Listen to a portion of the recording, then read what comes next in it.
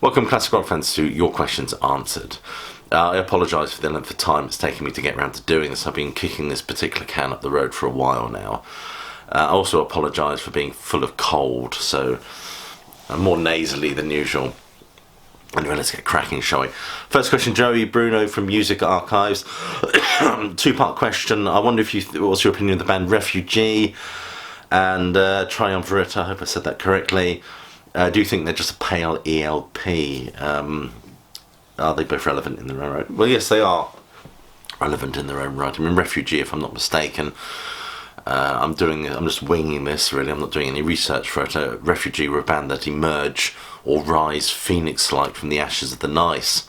Of course, with the departure of Keith Emerson, they lose that very postmodern, romantic, classical element that he brought to the nice. Patrick Moraz was a very different player, very skilled and articulate player at that, but very different in itself. But and that album is just remarkable. I really think it's a great album. In terms of your other question, I only know their first album, to be honest with you, or their very early albums. I mean, I think one of them was called Mediterranean Tales from '73. I'm sure I've got the right band, which I really enjoyed. I didn't so much know their later material.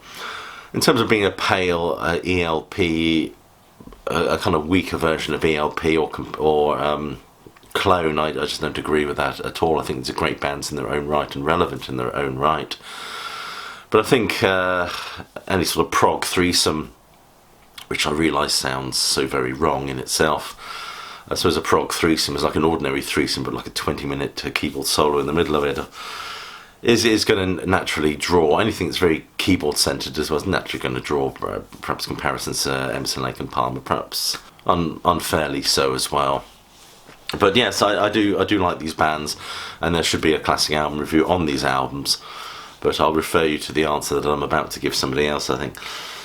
Okay, what's Michael Lisa? Do you agree that we tend to bond strongly with albums during our formative experimental years in age? Well, yes, we do.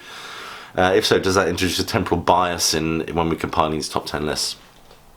Well, these top 10 lists, or worse, the best lists, are biased anyway, because at the end of the day, it comes down to opinion. And yes, we have relationships with certain albums that stems from a certain period in our lives, which might mean that we perhaps elevate an album higher than it deserves to be according to other people. But this isn't science, of course. I mean, they don't say, oh, this Pink Floyd album is better than this one. It's been scientifically proven. The boffins all agree that Wish You Were Here is a better album than Dark Side of the Moon. That's certainly not going to happen. We are dealing with purely subjective opinion. I do say to people who get very offended by ranking videos or my ranking videos, it's really just an opinion, just a list. Make your own list, be happy. Or if you really do feel outraged, be sure, in the words of the irrepressible Frankie Boyle, be sure to tweet that outrage out there, no doubt from a device assembled by a 10-year-old in China. Anyway, let's go on to the next question. First female president of the Living Room Sofa, love the name. As a reviewer, do you think you need to be a fan of the music review in order to truly appreciate its highs and lows? Or is it better not to be a deep fan so you can be truly objective? Kind of links into the last question, really. I don't consider myself truly objective because I tend to be very much a fan of the music I'm reviewing. I think being a fan of the music you're reviewing enables you to delve deeper into other things they've done and kind of understand the journey that any artist has been on and what an undertaking a certain album is and how the past has fed into that. I think being a fan of a certain band gives you a lot more tools to draw upon, a lot more precedents and background knowledge, and an understanding of kind of where that album should fit within their discography. It's always going to be, these reviews I don't think are really going to ever be truly objective because people hear things in different ways. People experience art in different ways. People have complained that often that my new album reviews are too positive. I never say anything really negative about these albums, but then I'm not like a guy at NME who gets his stuff piled on a desk and I just have to formulate an opinion. I do tend to buy an album that I know I'm going to like. For example, the last Rick Wakeman album. Tam and Shud, what are some of the most memorable comments you've ever received on a video? Well, I can't really recall any specific, but the comments is always lovely to receive, are those that tell you how much they appreciate what you do and they like what you do. I think it's always great to have people say that because of you I've gotten into Jethro Tull or Marillion or bands like that. Although I'm still waiting for that personal thank you letter from Ian Anderson. Although I am, some people have said that I am actually metamorphosizing into him. So I think it's those sort of comments really that people who understand what it is you're trying to do, get what you're doing and really appreciate what you do. Of course you have to put up with a lot of trolling as well. Eden Eeks, did you study to be a music journalist or study music in some capacity? No, I'm learning to play. I'm learning to play classical guitar. Not very well at the moment, but I haven't touched it for a long time because other stuff just keeps getting in the way. I didn't study to be a music journalist. My discipline was literary criticism. English literature was what I studied at a very high level, so that's why I'm able to bring in with ease all these literary references, and they're very relevant and pertinent. I think art spreads itself over a wide area, especially a genre like progressive rock, which has fingers in so many different pies. So my discipline is essentially the study of literature, literary criticism, and there's these deconstructive techniques which can be employed on anything you want to talk about. In this case, classic albums. Well, let's move on, shall we? Victor Hawkins. Victor Hawkins is one of my Patreons. Barry, I've been thinking about a specific LP I want to chat with you about. I'll hit you on Patreon about it. I don't think you did hit me on Patreon about it, but I know you wanted to talk to me about Todd Rundgren, of course, and in my poll of which albums to do as my exclusive Patreon review, there is a Todd Rundgren album there for you to vote on. On Patreon, of course, you're more than welcome to ask me any questions you want, and I hopefully always respond. Archie Atkinson, here we are. As you are part of a music review channel, you are obviously very knowledgeable with various albums, music styles and artists. I'm always discovering new music, but are there any genres of bands that you would like to get into or struggle to get into? A genre of music that I want to explore in greater detail is jazz. I'm beginning to find myself drifting over into that area. I mean, I like Miles Davis. Pardon me, I like Miles Davis. And Bitches Brew, Kind of Blue, I love those albums. I mean, I love progressive rock music, which employs a lot of, I think, jazz influences there, as well as classical influences, of course. But jazz is something I want to explore in greater detail. Maybe I should look for a list, 10 best jazz albums to check out. Dangerous Grocer, which I love that handle. What would you describe as your highest high, lowest low of running a channel like yours? Highest high now is realising that my channel is doing very well. I'm getting free stuff sent to me, and it's getting to a point where I might actually be able to do this, if not full time, but it's getting to the point where it can actually start to become a major part of my life rather than just something I do on the side. Lowest low is about dealing with negativity, which you get a lot of. As your channel gets more successful, you get more people who resent that success or to drag you down or criticise you. Fat Nagi, that's a strange name. What's the biggest thing you've ever realised about a record that has made you want to redo a review, perhaps with a different judgment? Which artists are least likely to be subject to one of your reviews? Well, a lot of the reviews I did early on I'm redoing simply because they're just not very good. I've got a very specific style these days, specific writing style and delivery. A lot of those earlier videos don't conform to that. So I'm often deleting these videos and redoing them much better, much better. There was a video once I did, Neil Rush Worst to Best, the first one I did, not the one that's on my channel now, where I mispronounced Neil Peart's name and evoking the ire of thousands of Rush fans. So that was a video that niggled me really, and I wanted to redo it for that, one of those reasons. The other reason is with Rush, I think that your relationship is constantly changing with these albums. So I guess I wanted to redo that. Even now I could do a Rush top 5 where it would be different from the original Worst to Best. Any artist which is least likely to be subject to your reviews? Not necessarily. I mean, artists that occupy genres of music that I know nothing about or don't really talk about, things like more urban beats, really, I don't put anything. I mean, I did a Miles Davis review on my Patreon, Bitches Brew, blues and things like that. I'm always happy, open to do reviews on, but with my channel, it's just a case of too much to do, too much I want to do, and just not enough time. Jesus Chambers, Barry, I'd love to know what your opinion on the band that is constantly ignored here on YouTube. Only Pete Pardo and Sea of Tranquility has done a great discography review of them. And why on classic rock radio, the same 3 songs, Godzilla, Don't Fear the Reaper, Burning Few, songs that I very much know by this band and love by this band. I have to annoy you by saying that. I repeat it time after time when they're a fantastic catalogue that deserves more recognition and acclaim. They do deserve more recognition and acclaim. I will do a worst to best. I have no idea when that will be, but I do like Blue Oyster Cult. I was thinking of investing in that Universal box set that has all their albums in. It's about 50, 60 quid, but I'm just too skint at the moment to do it.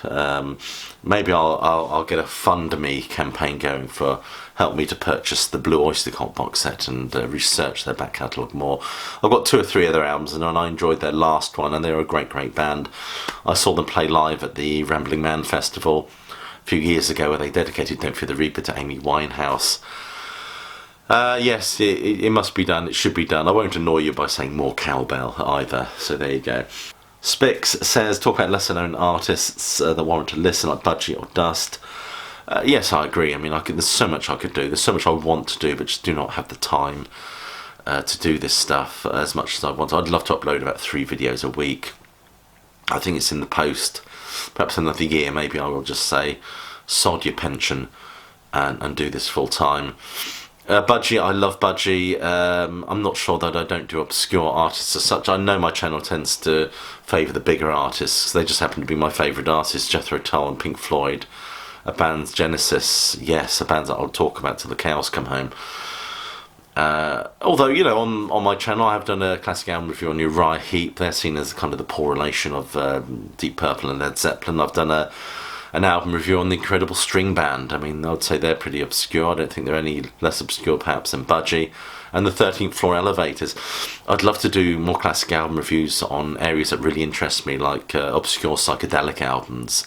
I'd love to do a classic album review on Ultimate Spinach or something like that. But yeah, I suppose if I was going to go down the really obscure route, I would really delve into American and English psychedelia. But there you have it. Patriot Pizza Man. I was noticing that your thumbnails have some unique artwork. Do you do them yourselves?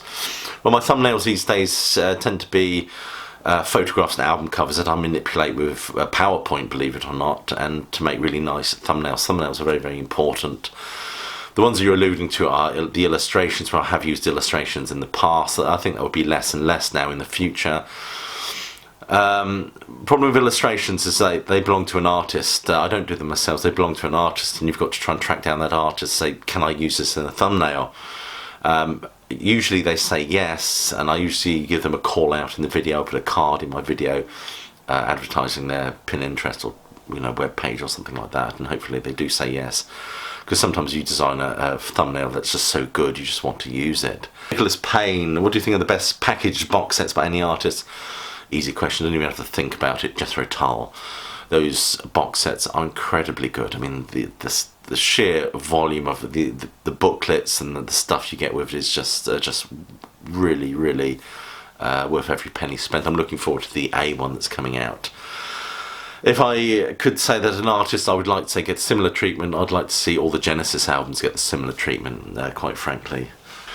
Ivan Hockenhull, if I could only remember my name, a 50-year-old critique, surely, absolutely. It's in the post, it's definitely in the post. Maggie H. Oh, what have I done to my computer? Go away. Not you, Maggie H. Maggie H.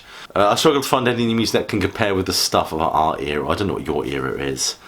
But my era, really, if you think about it, is probably romantic, early 80s romantic post-punk or later punk stuff. That's kind of that coming of age music I was listening to.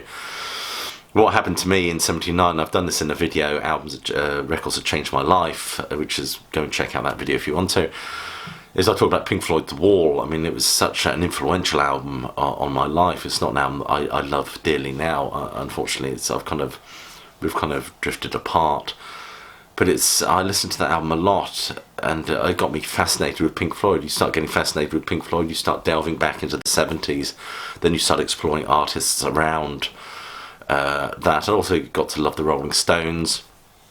started, and just general music of the 60s and 70s, which is a bit before my time really, but that's kind of where my heart is. But you mentioned grunge. I loved grunge, of course. We all bought the Nevermind album, Pearl Jam and stuff like that. Metallica, Tool, Foo Fighters, Green Day. I mean, I love all those bands. I've just done my camera keeps going out of focus. Come on, focus, you bastard.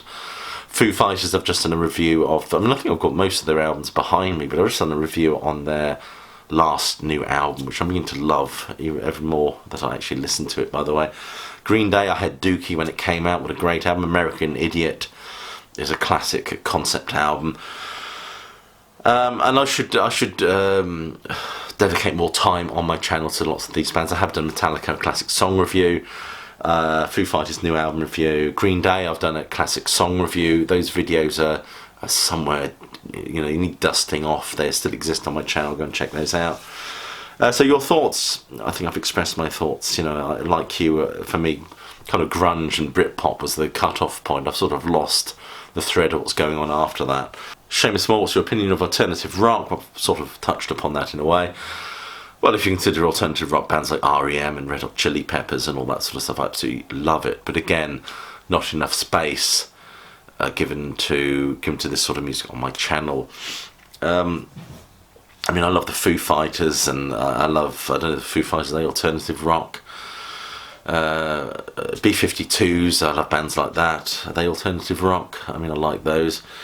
I mean, it all feeds in. It all feeds into generally music that I'd love. I mean, my taste in music is so eclectic. I mean, everything from behind me on my shelf is everything from Motorhead to Miles Davis. It's so eclectic. The only areas I don't really delve into is reggae, which I don't find that appealing. Nothing against it. I think it has lots of wonderful quality. The closest to reggae I get is probably The Police, which is not that close, is it?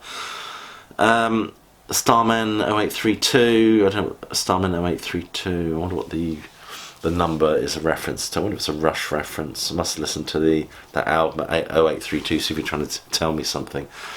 How far ahead do you plan on making a video? Sometimes I plan quite far ahead. But the best laid plans are mice and men. I mean, often I've got plans to do videos that keep getting kicked down the road. Sorry, plans to do videos that just keep getting put off. My Richard Thompson classic album review, I was mulling on that for a year because things just get in the way, and sometimes you're really psyched about doing something, you put it off and you lose that impetus, and then you just sort of forget to do it. So sometimes, I mean, I know I've got a plan of what videos I want, the next 4 videos I want to do over the Easter period. Crypto Tab, do you like Renaissance? Do I like The Renaissance? Yes, I do I love The Renaissance, or the band Renaissance. Could you do a top 5 albums? Not off the top of my head, I couldn't. I do like their first album. I can't say this. Is it Matt Plow 6? What are your musical guilty displeasures, band songs, albums that you should like but don't? Hard to think of a band I don't like, because within the genres of the parameters of what I listen to, which is pretty broad. The bands have done albums that I don't quite care much for. One guilty displeasure is the Graceland album by Paul Simon. It's an incredibly influential album, incredibly good album, important album commercially as well as politically, but it's one that has never resonated with me, and whenever I listen to it with the weight of influence behind me telling me that I must like this album, I find myself switching it off and think I'd rather be listening to other different Paul Simon albums. I guess I don't like music that's heavily based around these rhythmic textures. I like stuff that's more melodic, shall we say, and I like Paul Simon's first few albums, and I really love some of his later albums, but Graceland and Rhythm of the Saints are albums that I just cannot gel with. Quad Veg, I cannot pronounce that name, I do apologise, has asked me, what do you do for a living? Well, I work within the parameters of education. I used to be a lecturer in literature, English literature. Gave up teaching a few years ago to take a more support role in school so that I've got more time with my family and I enjoy the holidays more, so I can do more creative stuff. This is what I get a lot of pleasure from, and this is what I want to do more of. as we get further down that road. My interest was literature. I did want to do. I studied literature to a very high level. Wanted to do a PhD, but unfortunately, just could not get funding to do it, and as I had a young family to support. But I'd like to say one day, what do you do for a living? Well, I do this. Peter Dell, what do I think of Stephen Wilson's remixes of the albums by Jethro Tull, King Crimson? Yes, fantastic. I've already touched upon that. I think they're absolutely remarkable. I love the work he did on A Passion Play. I found the Shadow Disaster tapes, obviously it presented us with the tapes as they were. He had stripped away all those 1980s stuff that Ian Anderson had layered upon them for the 1988 box set. So they sounded quite naked and quite jarring at first, but I really love what he does. I found that he did a fantastic job bringing a whole new energy and sound compared to the original vinyls. Yes, I 100% agree. Seamus Colgan, everything I'm doing, Julian Cope, Teardrops Explode, 10 of the best, yes. I do like Julian Cope, Teardrops Explodes. I can't even say this stuff at the moment because I've got a stinking head cold. I'd love to do a 10 of the best. Whether that ever comes about or when, I have no idea. I guess it'd be quite a lot above him. The next 10 of the best artist I would like to do would be Frank Zappa, 10 best albums. Ever thought about doing krautrock? Absolutely. 10 of the best krautrock, yes, should be done, must be done, will be done. When, again, I don't know. I think the 10 best Canterbury scene albums would be one that's slightly ahead of that. Would it be great if you did a review of some Thin Lizzy? What do you think? Thin Lizzy are a band that I must do a ranking video worst to best on Thin Lizzy. Best Paul Catterall, best albums from rock bands frontmen, discuss. Well, there's been so many you could mention there. Ian Anderson's Secret Language of Birds is a great one. Roger Waters' Amused to Death, just off the top of my head, is a great album.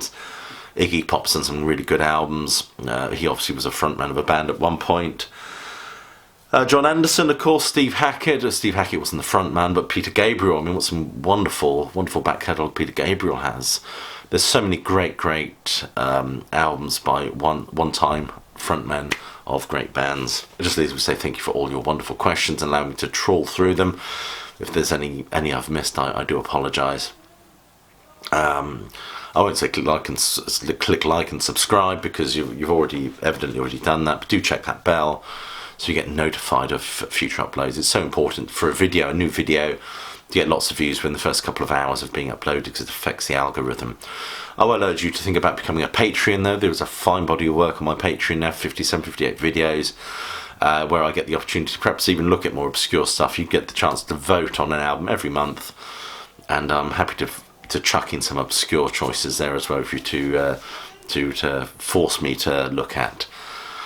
So I'll just say, as I always say, hope you're all well, unlike myself, staying safe, keeping warm, but more importantly, because what could be more important than staying safe, that you keep listening.